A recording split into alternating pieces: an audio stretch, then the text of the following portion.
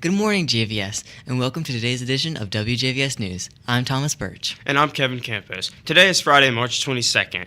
In national news, the firing of Shohei Ohtani's interpreter, Ipe Mizahara, by the Los Angeles Dodgers due to allegations of illegal gambling and theft has highlighted the issue of compulsive gambling. Mizahara, who had been Ohtani's companion since 2017, was dismissed after reports of his involvement with an illegal bookmaker and significant debts.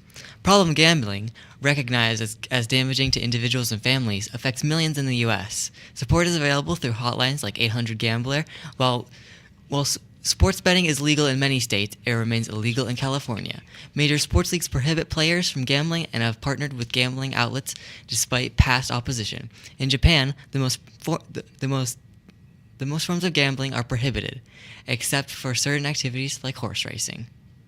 In our local news, the Great Egg Exhibition showcases local talent with 42 giant fiberglass eggs and a nod to Eastern European Sanka eggs. These movable artworks, a temporary addition to Steubenville's landscape, draw attention from both locals and tourists, adding to the city's reputation for unique attractions alongside its famous murals. Steubenville aims to sustain economic growth beyond seasonal events, offering activities like egg hunts, chalk eggs, signings, and egg-themed prizes year-round, as promoted by the Popcorn Company. Recently, the health technology class was visited by a very special guest speaker. We go to our correspondent, Jaron Hill, with more details. Floyd Edmond graduated from our own health tech lab last year. Today, he's here to share his experiences and convey to the current class of health tech how the JVS program played a crucial role in shaping his journey. After graduation, Floyd made a bold decision to serve his country. The skills he acquired in the health tech lab helped pave the way for a successful military career. After his talk with the health tech lab, we decided to interview him to get a full dive into how the JVS helped him after graduation. What he had to say was truly inspiring. Okay, hi Floyd. You're a student at Jefferson County Vocational School. When did you graduate? I graduated last year, ma'am. Okay. And what program were you in? I was in health technologies. Have you always wanted to be in the Army? Was that your goal throughout high school? Since about 10th grade, I was looking into the Army, and I got really into the medical program, and I always wanted to have a little bit of action, so I was like, combat medic kind of appealed to me, because it's one of the only jobs in the Army where you can both be a frontline medical provider and in the military, doing combat. Okay, do you think your education here at JVS helped you achieve those goals? Helped greatly with medical terminology. Doing the phlebotomy course here definitely helped me when I had to do IVs. I already knew how to stick the arms, I already knew the specific veins, everything like that. Okay. Tell us a little bit about your experience in the Army. How did you get that started? What you had to do? So I talked to my recruiter, and about 3 weeks later, I shipped off to basic. I went to Fort Sill, Oklahoma, and it was a complete change of my normal scenery. I had to wake up early, but it kind of built this one that in a routine that I was never used to, and I feel like it improved me greatly as a person. When I got to AIT, it was a whole other story. I wasn't really. I used to be a top performer with all the medical stuff, but I was a B student.